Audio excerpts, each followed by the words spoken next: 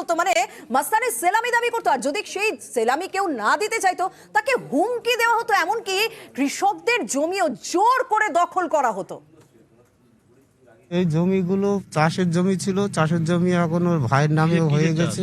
ধান চাষ হতো এখানে প্রায় 30-40 বিঘে হবে। এই যে এই জমি এইসব ঘের দেওয়া রয়েছে, এইসব ঘের সেই কোনটা ঘের জোর করে এখন ওই জোর করে হোক আর যাই হোক মোটামুটি ওরা ঘের দিয়ে নিয়েছে, কেউ কিছু বলতে পারে না, প্রধান মেম্বার সব উনি। বিঘের পর বিঘা জমি দখল করেছে। হ্যাঁ সেটা আছে না, আমাদের মুখ দিতে পারবো না। বাড়ি এসে টর্চার করতে পারে, মারধর করতে পারে। টর্চার করেছে না? এর আগে তো বিভিন্ন লোক টর্চার করেছে, সেই ভয়ে আমরাও কিছু বলি না।